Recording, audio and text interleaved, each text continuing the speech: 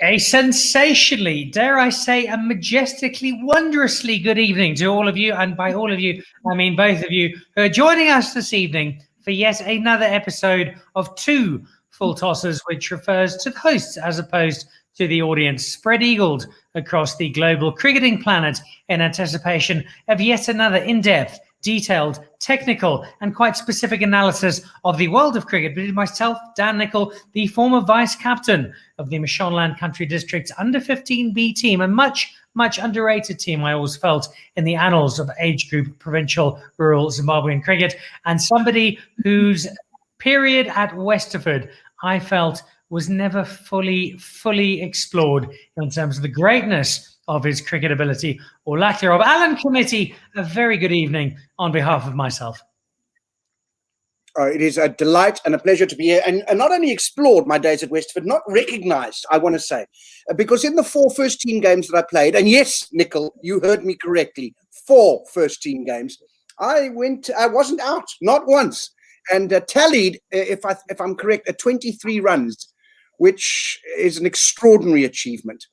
I think if I were watching this right now, and I were Andrew Hudson, who had been a selector at round about that sort of time, I would be hanging my head and both of my not insubstantial ears in shame and saying, why was Alan Committie? Why was he never there? To me, it's just one of the issues of sport, Alan Committie, that it doesn't break my heart. It shatters it into small slivers of dismay.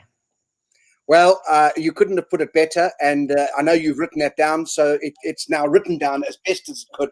I'm thrilled about tonight's show. We're on episode 9. Can you believe it? We've survived. 9. We're on episode 9. I don't even pretend it's not.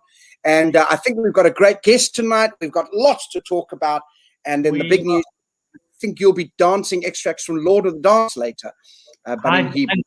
I'm beyond excited, and I'm beyond excited for many reasons, because our guest tonight is basically as good as Plumstead gets, which I realize is a rather limited endorsement, but it's still quite exciting. But what I'd like to start with, because we've had multiple phone calls this week, and we pick up the phone to each other and we don't even speak. We just breathe breathlessly, which sounds very strange, but we do, because it is centered around possibly, and I say this with reserve and judgment and reserved judgment, possibly the single greatest cricket team that the world of cricket has ever seen, the South African women's Proteas, or as I like to know them, the Proteas, who are then followed by the men's Proteas, that slightly lesser, oh no, it's a World Cup, well, let's go into hibernation alternative.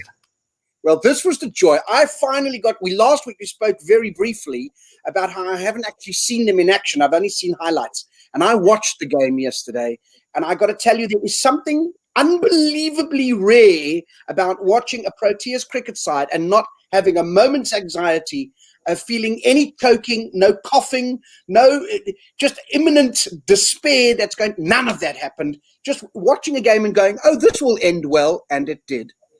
It did indeed. Oh, and it's hard to think, are we most enamored with Lorival, that majestic captain in the first 2 games, the cover drive from heaven, Mignon du Preez? I don't think Mignon du Preez's heart actually beats. I think she's just that calm and amazing. Lizelle Lee, throw out your Matthew Haydens, your Adam Gilchrist, your big, she's just it's the best team ever. I delight in them, and I can't wait to see any game that they bring forward, whether it's T20 or the one-day internationals. I just know they're going to be brilliant, and I'm a huge fan now. I am converted, and I am proselytizing. That's a big word. I wasn't expecting to use that on a Monday night, but that's Westerford for you. And I will proselytize their brilliance wherever I go. From street corners at 9 o'clock on a night in Wynberg. It's a wonderful initiative to take, and may you all proselytize as much as Alan does. So they're an amazing team, and we support them, and we are delighted, and we are super excited. Not the only cricket that's happened. Let's cross to our special correspondent, Alan Committie, as just our regular correspondent, because you watched Was it the second, third? I lose track after all these games. England versus India T20. Yes, third T20, India, England. And I only watch it to hear the glee in the Indian commentators' voices, because they really do struggle to not say outright, this is a joy and a pleasure to see England struggling again. And then what I do while I'm listening to that is I go onto Twitter and I read Michael Vaughan as he moans and whinges once more about how everything's going against the team, but that they're very good, even though they're losing. And then it's better that they have 3 teams that can be chosen at any one time, but they always choose the team that isn't right for that game, because it's horses for other courses that they hadn't thought they would need horses for, so they just got Crocs. And so it's just a delight, all in all. And whoever wins or loses, somehow there's a pleasure for us as South Africans. But it was a good performance by India. And a pleasant day's cricket watching yesterday, if I'm honest. Not much else happened for me. There is some other cricket to talk about, but I've been a little remiss because I've yet to introduce the reason that so many thousands of people tune into this from around the world. I look at people like Jade Pasley and Leanne Allison and Michelle Cavarnos. Who are just some of my favorite people, and they're all watching at the moment. And what they're probably thinking right now is, yes, Dan, yes, Alan, you have insightful analysis on the game of cricket, and we certainly do. But what we're really tuned in for, other than our special guest tonight, who we shall introduce momentarily, what we'd like to know is, who is Alan's lost legend tonight? We're only going to introduce him or her a little later, but right now, let's see the photo of our lost legend. There he is. He's related a little bit to our guest in the sense that he played for a short while for the same team. So that's your clue. Who is that lost legend? If you know, you can scrabble some letters together and hopefully in the shape of a word and put it into the chat box. That is our lost legend. We'll talk about him later. Is he really one of the lesser-known stars of Prison Break? I think that might actually be the case, but we will find out from Alan Committie very, very shortly. A little bit of other cricket around the world. We've seen some minor nations like the West Indies and Sri Lanka, but probably the single biggest game of the last 3.5 to 4 and 4 quarters of a day has to have been Zimbabwe versus Afghanistan, Alan. These are the games we want to see. People nobody has heard of. People, even their families, don't know. Has anybody seen Tafadzwa? No. Oh, hang on. He's actually playing against Afghanistan in Kabul. We didn't even know he was born. He didn't have a passport. These are the kind of cricket matches, Alan Committie, that define the world of cricket we love and thrive upon. Now, listen, you're an old Zimba. How did it go? I know that I think they were both bowled out in the first hour, and then they both batted for 4 days. Or it was a strange game, as I recall. Yeah, Afghanistan made an obscene amount of runs, and then Zimbabwe not quite so many, and then slightly more, and then Afghanistan enough to kind of get there. But that's beside the point. It's Zimbabwe versus Afghanistan. It's kind of the Real Madrid versus Barcelona of the cricket world we want to see when we get there, as we do when we do. It's Plumstead versus Westerford, isn't it? Bring that up later with our that leads rather nicely into our special guest this evening. But before we get into our special guest, let's slip away from Alan Committie and his 1986 limited edition ANC cricket tie, which is looking fabulous, and have a look at this week's Alan's Lost Legend.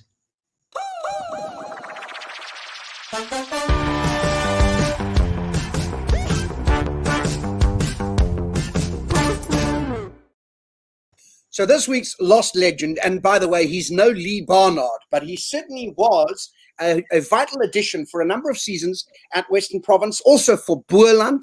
It's none other than Kenneth Conrad Jackson. That's right. This is the legend that is Kenny Jackson. Look at that face. Look at that. Only his mother. And in fact, his mother played for the same team. No, Kenny Jackson, for those who don't remember, played as a fairly aggressive right-handed batsman. He also kind of turned his arm over in a dibbly-dobbly fashion.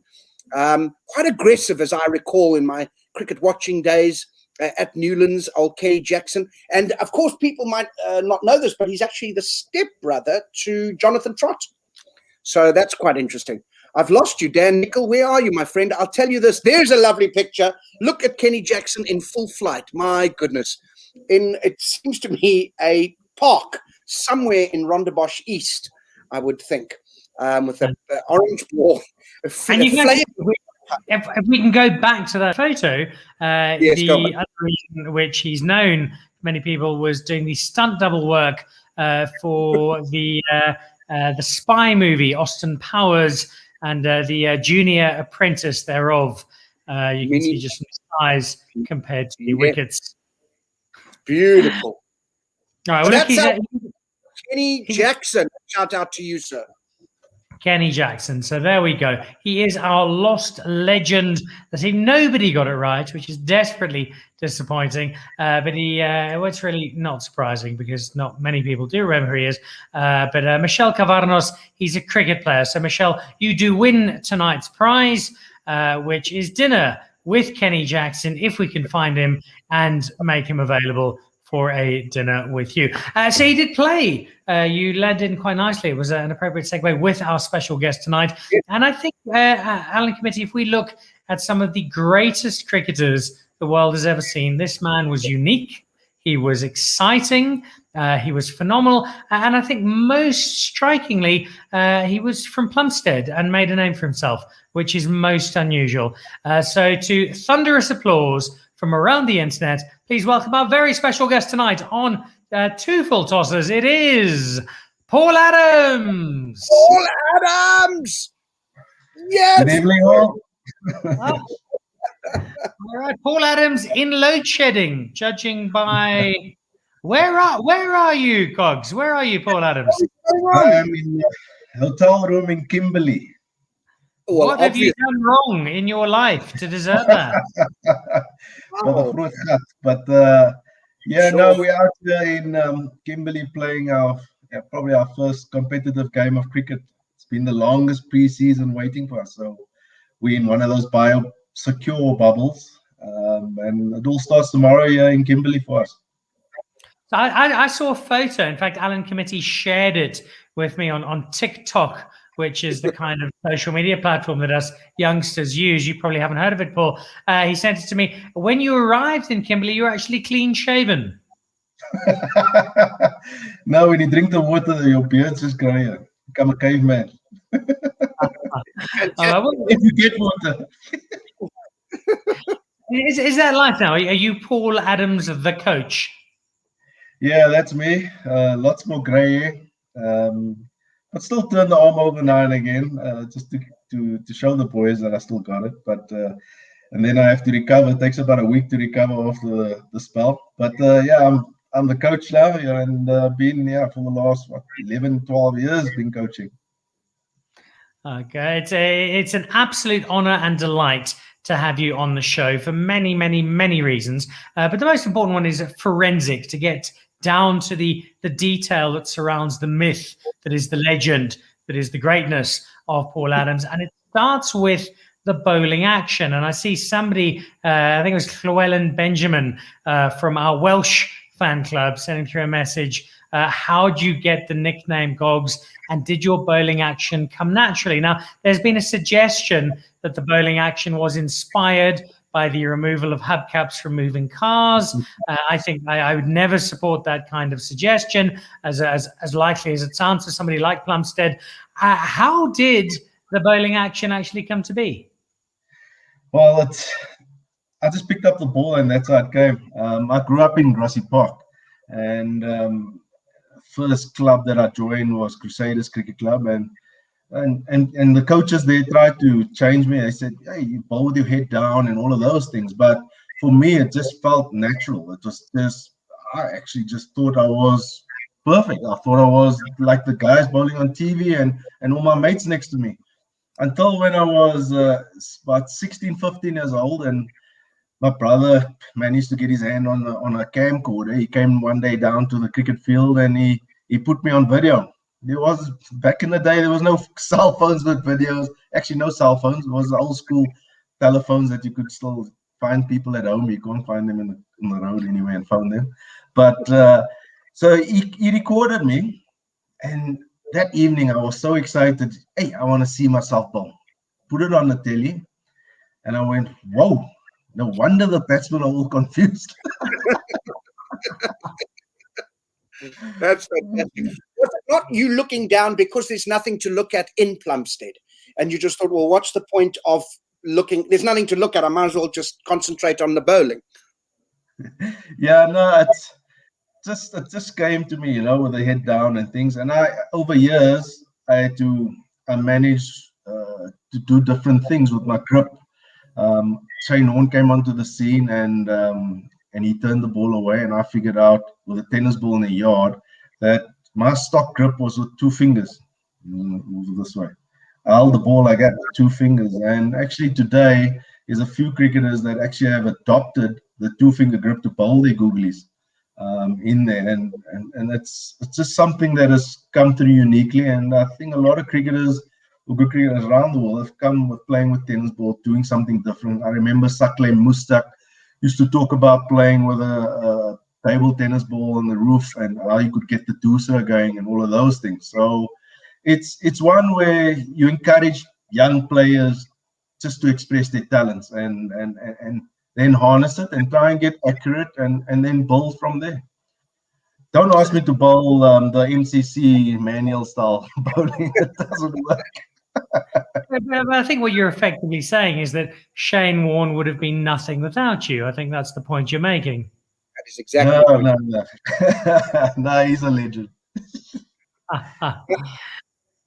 You came from a sister, and what was another unique thing about you was that you came from a co-ed southern suburbs school that wasn't renowned for producing all the big sporting, legends that a private boys' school might do across the country. And for me, I remember when you were picked going, well, this was hope for a whole host of different kids, a range of different kids who could suddenly go, yeah, here's a role model, somewhere we can follow. But more importantly, Westover and Plumstead had always had quite a big sporting thing. So because I remember playing, even in athletics, Plumstead was lovely because some of the kids there were 25 or 27 in matric. So that made it tricky in the 100 meters. They'd have big beards, smoking a cigarette, kind of looking ragged, and the men were worse. It was very frightening sometimes on the athletic tracks. But speak to us a little bit about that, about your journey kind of out of school and into that big league, but coming from where you were, not a kind of typical school entry point, as it were. Or just freeze and look at us. You've upset him so much, Alan, with those comments about poor Plumstead High and their 27-year-old matrics. I think there's a lot of times you can say Plumstead on the internet and then they just take you down. This is a Bill Gates. This is pretty bad. At least he's smiling. We could just pretend the interview is fine. We can now say anything. Was I the best? Oh no, wait, I think he's coming back. Let's just keep it. Oh, you're back. You're back. I mean, Kimberly, please forgive me. Signal drop here. Alan was just saying in what high esteem he holds Plumstead High School and its heritage and its production line of extraordinary people. No, well, sheesh, it's produced back in the day. Stephen Jeffries has come from there. And then, you had JP Duminy on the show, Rory Kleinfeld, all Plumstead High boys. I didn't know that. Yeah. Oh, wow. Bafana players, even Stormers players, So there's a lot of athletics and as well as come through there. And look, I went to Plumstead when Unity happened. I played a game against Plumstead. I was at Grassy Park High before, and an opportunity came where the school invited me just to. There's an opportunity to further your cricket, be an education as well. So my dad and my parents had to put some sacrifices in place, and for me to go there, is to cycle from Grassy Park. If it was on the bike, we take the taxi to Plumstead. Right? So it was a good couple of years there. The part I'm always fascinated with your story, Gogs, I remember I was a Rotary Youth Exchange student. We've had this conversation before. I was living in Australia. I was 16, so you would have been in your early 30s. And I remember one of the South Africans who was an exchange student, a guy called Alistair Murray, who went on to play a bit of club cricket in Cape Town, a bit of club rugby. And he said to me, you need to look out. There's this guy from Plumstead High School. He's got the most ridiculous bowling action in history. It looks like he's trying to teach a yoga class while scratch an almost unfindable itch at the same time. And he's going to play for South Africa. And I thought he was drunk and I ignored him. And next thing we know, there's Paul Adams, who literally like hours before, half your family didn't know you played cricket. And all of a sudden, you're the newest star in international cricket. It was just this staggering, absolutely nowhere to you're the biggest new star in the game. And it's funny, what a coincidence that I'm sitting in Kimberley, the very game where I played against England for South Africa A. That's right. Where it just put the big spotlight on me. Took 4 and 5. Jacques Callis played in the game, and we beat England in that game. And it's sort of just the England media just created a big frenzy around it. And like just about a month or two later, I was playing for South Africa. Kind of a whirlwind, as you explained it, just rise to stardom, and back then I didn't know how to say 2 words to anyone. It was yes, no answers for media. But yeah, all in all, it's been a great journey so far. And yeah, hopefully as a coach, I keep journeying on. Now, for all the pleasure you gave us as a bowler, and that was numerous and fantastic, but I remember a day sitting at Newlands where, and that might have been in that same series against England, this must have been back in '96, with you and Dave Richardson coming in at the end of the day and putting on a partnership of 70 odd, I think, or 60, it was 70 odd. Yeah. It was just, I remember going, well, whoever this man, whatever he does in the bowling, this will cement his place in my mind forever. It was just glorious. I was sitting down. I remember you square driving Dominic Cork. Am I wrong? I feel like you hit something through point or Angus Fraser. I actually got that photo. Another few photos of me batting. Absolutely brilliant. And you winked at Dominic Cork. He bowled a bouncer and you coyed all sassy. It was just brilliant, brilliant entertainment. No, your memory is pretty good, Alan. Moments that it's so weird as somebody who watches a lot of cricket, there's just a couple of those memories that sit out. And I just remember, because the game was on a bit of a knife edge, we had been bowled, you bowled them out for 150 odd. And then we were it was like even Stevens when I walked to the crease with Dave Richardson and we put on that 70-run partnership, and it was the difference in the game. Polly came in the second innings and took the wickets and that, and it was a big difference. So yeah, so that was chaos. I remember I got out for a duck right out in my first test there, and I said, yes, that's not me, man. I can bat. I remember we was trying to take my head off all the time. It was bouncing me, hit the foot mark, going for 4 byes everywhere. It was chaos. But we played together a couple of years ago, Paul, and you were facing sort of Andy Caddick and a couple of internationals. I remember you hitting one slog sweep that didn't just go over the boundary, it went over the clubhouse, over the car park, and into the bowling green like 160 yards away. You're a quality batsman, Paul Adams. No, I always go, when in doubt, slug sweep. That's how I tell the Oaks. But yeah, no, it was actually lovely batting with you. You were just nudging it around, and I just hit a few up. Nearly hit my car on the other side as well. So what kind of coach are you in a dressing room? Are you a strict disciplinarian? Are you kind of let the guys do their own thing? Is it something in between that, taken from coaches that you've worked with? You've got to get that balance, eh? You can't be a strict disciplinarian all the time, and you can't just let them be and let them do what they want. I think it's all just what's best for the team, and also, can you be yourself? What talent have you got? That's why you in the dressing room in the first place. And how do we really enhance it and give an opportunity to, especially like young talent, and balance with experience within your dressing room and find a collective way in finding a good game of cricket. I see you as the Jurgen Klopp of the coaching world. I think that's where you are, Paul Adams. The beard, grey beard, I just need the glasses. I've got the cap. Yeah. Listen, Paul, we could talk to you all night about this staggering career of yours. We've got loads of people watching. Robin Cohen saying, beyond the fabulous laughs, finding this very interesting. The Paul Adams story is fascinating. Duke Mo, hello, I'm from Birmingham. I am a big fan. And Michelle Cavarnos, referring to a show on the theatre that nobody has ever watched called Defending the Caveman.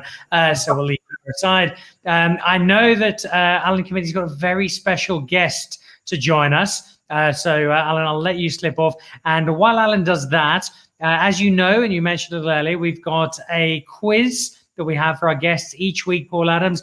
And I don't want to put too much pressure on it, but this probably defines the rest of your life in the public space. Vernon Philander got 1 out of 5. I think JP Dermody managed about 1.5. Darren Goff got 3, which, as he told me, was 85%.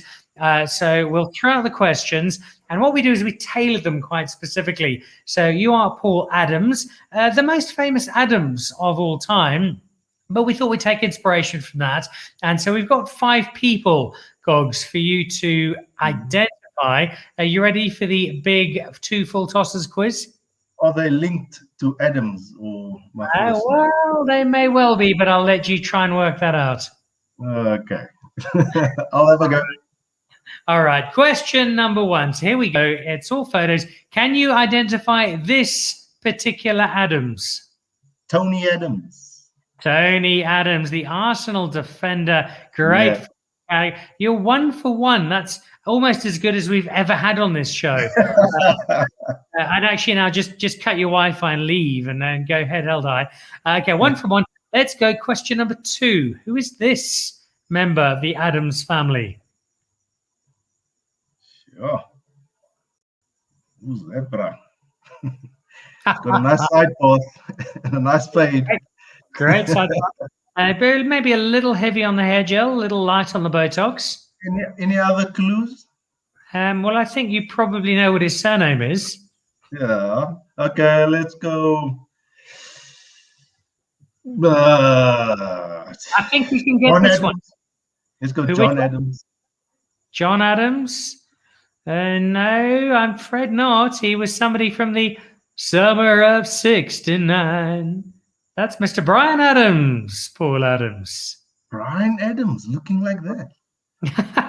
He'd be delighted.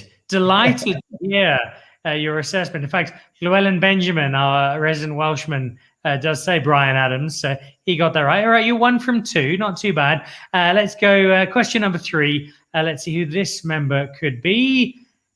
Who is this? Chris Adams.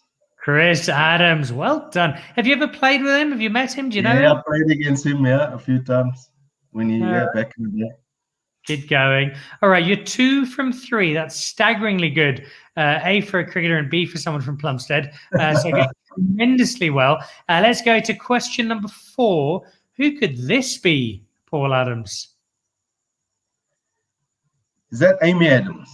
Amy, you're on fire tonight, Gogs. Yeah, 3 out of 4. That is Adams.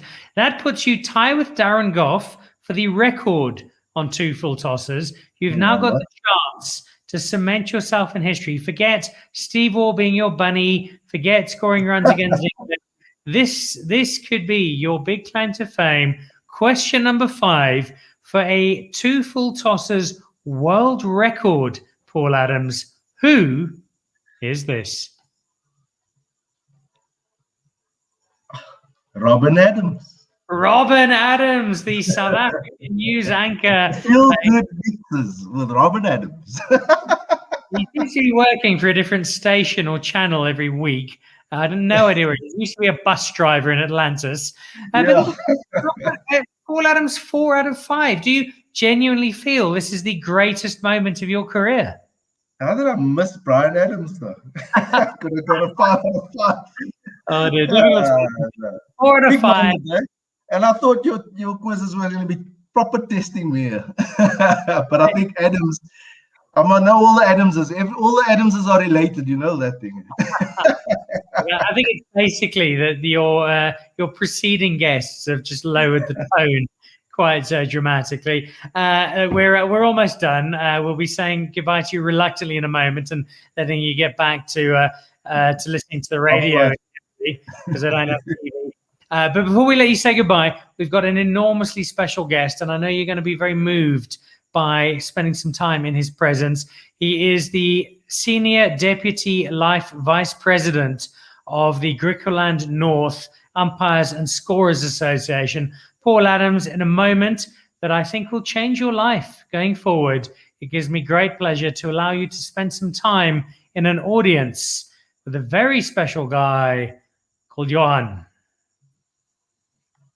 Hallo mense, baie dankie. Is my naam Johan van der Walt. Lekker om weer te wees. A great honoration to be talking with Paul Adams.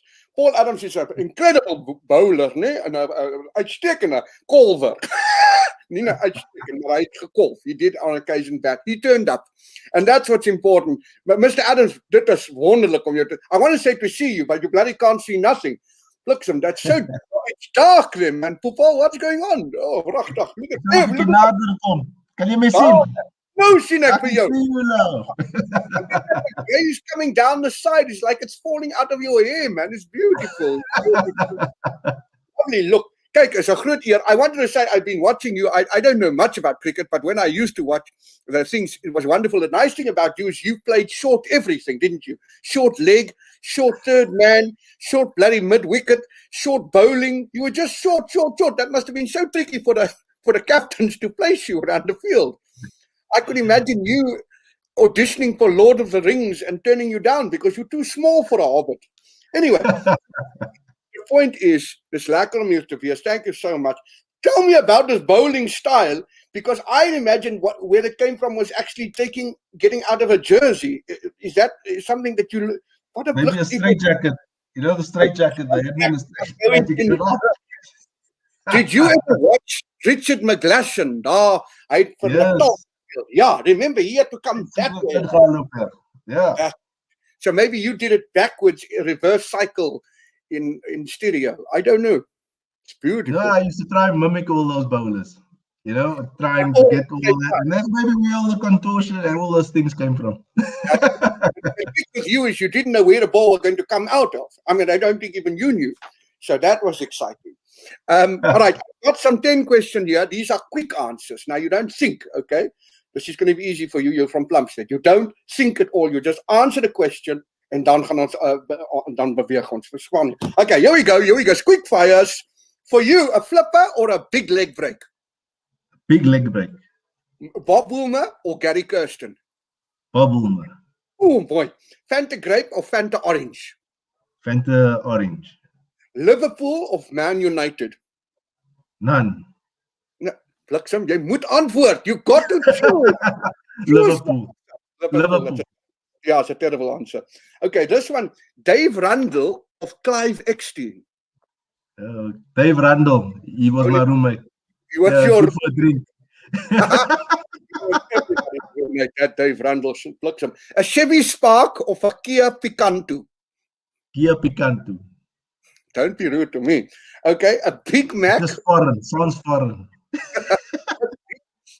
I drove one of those Chevy Sparks the other day. It was so cool. You couldn't even get the virus inside. I actually wore the car as a mask. Okay, a Big Mac of a Steersburger? Steersburger. That's quality. Now, if you had to play on a pitch with no turn or no bounce, which one? No bounce. No turn, sorry. I'll take no turn. I'll take no turn, but there's bounce. Yeah, Vicky bounce. Yeah, for you. Because you were saying earlier how you used to get bounced by the batsmen, by the bowlers, but that was just them bowling on a length because you're so small. Yeah. Anyway, it doesn't matter. And then finally, here we go. Are you ready? In fact, I got two here. Anil Kumble of Ravichandran Ashwin? Ooh, Anil Kumble. Love him. Ravichandran Ashwin, yeah, I love Kumble. Great guy. Great guy. All right. And then finally, would you rather choose to score a test 50 or to have the side you're coaching win the 4-day competition? Ooh, have a side I'm coaching and win the 4-day. I like it. And win the 4-day. It's hard work. It's not test 50. It is hard work. That's all. Good luck for you, my friend. It's so lovely to speak. I want to say at someone, but it's really looking down. I'm just so grateful they put you up on whatever it is that you balanced on so that I can see you. This has been so beautiful. Mooi gedaan. Enjoy Kimberley. It's a beautiful part of the world. Die groot gat is prachtig, man. You from North Griquas, so you can pop in. Well, you can't pop in at the ground. You got to stand outside the fence and stand and look from a distance. No spectators allowed. They never had spectators, even when they had the spectators. This has been a great. Tot weerziens, meneer. Ek moet nou gaan. I've got things to do. I haven't got time to just talk with you all day. Okay. Cheers, like. Bye, donkey on wonderful. I mean, that was special for you guys. You've chatted to everyone from Nicholas to Hazeman to Atherton to Mbangwa, but to talk to Johan van der Walt, that must be a career highlight. Proper, proper. He's a legend in these parts. Just before we let you go and get back to your room service menu in a 2-star hotel in Kimberley, you've got cricket coming up. Just explain to those of us who don't understand, which is kind of everybody. We at the moment have franchises. They're about to run out and be parked, and we now move on, and we've got Western Province and Eastern Province and North Southwestern Province and Eastern Limpopo and Northern Limpopo and Nigerian Limpopo, and then people from Namibia who are playing in Limpopo but like to live in Johannesburg but would preferably play in the Durbanville area. How does it work? What does it work? Who's playing? We're confused. The whole restructuring, I think you're talking about. Is that right? 15 well, teams. Paul Adams. You've added about another 10, I think, but but yeah, it's that time where I think we've gone to a restructure. So a lot of players, there'll be movement, there'll be things going on. A lot of teams have come up and become Division 1 and Division 2. Division 1 that's where you want to be, as if you want to really be playing higher up. And I think Division 2 presents opportunities for a lot of young players to really make a name for themselves and get into maybe a Division 1 team. So it's a new era. Well, I feel it's the era where I grew up playing type of cricket, when it was back then Western Province, and then you'd unearth the little rough diamond from Griquas or from Northwest or someone that would pop out, so it's exciting times, really looking forward to the new structuring. So do you feel, hand on heart or possibly hipster beard, that in all honesty, the new system with its 2 divisions coming together, the way it might play out, talent possibly bubbling to the surface, that one day, maybe not in our lifetime, maybe not in our children's lifetime, but in the lifetime of our grandchildren's children, we might one day see a South African men's cricket team that's almost as good as the women's team? Could be. At the moment, the women's the flagship. But we might one day, yeah. It's going to take some time settling in, but we'll unearth some good talent popping through the system. Alan Committie, before we let Paul Adams get back to his toasted sandwich and 1-ply toilet paper in his 2-star hotel in Kimberley, a last word on what I think we're both agreed, without doubt, the single greatest, or possibly the Ian Botham of Plumstead. There's no doubt about that. I've learned things tonight. Players that I didn't even know came from Plumstead. But you, for me, are the star player from Plumstead. That's never going to change. And your achievements in this quiz tonight, just naming all the Adams, just like that, it was just, it was wonderful. I thought it was brilliant. We're all related. So as I said, we're all related. Oh dear. Paul Adams, you've been a great mate for many years. It's been an absolute delight to have you on the show. I always felt you should have batted 3 for South Africa for 150 tests, but we had very poor selectors. And if Alan and I had been in charge, it would have been a different story. Enjoy Kimberley in as much as that is possible. Enjoy the load shedding and the cricket up there. And most importantly, thank you so much for being one of the single greatest people from Plumstead we've ever had on 2 Full Tosses. Thanks, guys. All the best, eh? Great. Bye now. So there we go. That was special, wasn't it, Alan Committie? Man, and the beard. It was just magnificent. Some people, I don't even know if you could grow a beard, but I have tried to go, but that was just, this man, he can do everything. Basically, if W.G. Grace was an unorthodox left-arm spinner from Plumstead, he's Paul Adams. That's really it. I think that's what we're trying to say. That's what we've solved here tonight together, you and I. Finally, something worthwhile has come out of the show. Oh dear. Ladies and gentlemen, thank you all so much for joining us. We've had dozens of people. This is ridiculous. Surely you have better things to do, but we're grateful that you don't. Thank you for joining us. Leanne, Allison, you've been magnificent, and we're actually going to post Alan Committie to you for a week by way of thanks for being part of it. So from myself, from Alan, and from his DVD collection, we send you a huge degree of thanks. Big thank you to Paul Adams, who's been magnificent. And we look forward to seeing you back again next week with somebody who appears on the show believing it to be something entirely different. Good night.